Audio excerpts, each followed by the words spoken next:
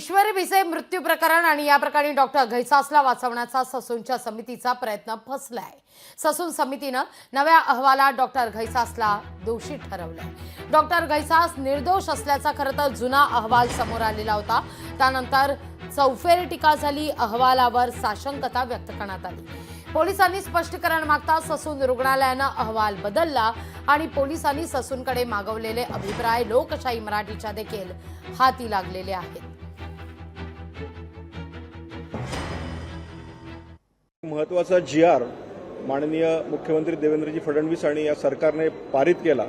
त्याच्यानुसार यापुढे कुठल्याही चॅरिटी हॉस्पिटलला पेशंट डायरेक्ट ॲडमिट करता येणार आहे आणि कुठल्याही चॅरिटी हॉस्पिटलने त्या ठिकाणी कुठल्याही प्रकारची रक्कम, अनामत रक्कम घ्यायची नाही, असा तो जी.आर. आहे आणि याचा फायदा गोरगरीब जनतेला येणाऱ्या काळामध्ये संपूर्ण महाराष्ट्रात होणार आहे। ज्या पद्धतीने आता कारवाई चालू आहे आणि त्या कारवाईत आणखी त्यातले कलगीतुरे बाहेर येणार आहेत। डॉक्टर घैसास यांच्यावरही त्या ठिकाणी गुन्हा दाखल झाला आहे। कालच 10 लाख रुपयाचा दंड झाला, असं मला वाटतं। तो दंड जो झालेला आहे तो अत्यंत कमी आणि तोडका आहे। तो दंड आणखी खरं तर मोठा हवा होता आणि आणखी त्यातले अजून बरेच अहवालातल्या काही गोष्टी पुढे येतील, त्यासाठी आम्ही प्रयत्न करतो आहोत।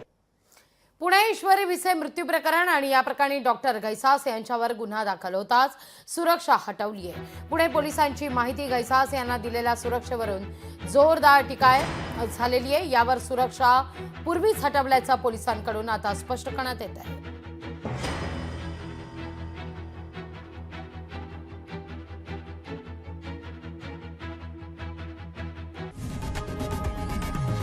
लोकशाही मराठी ऐका, पहा, जागरूक रहा।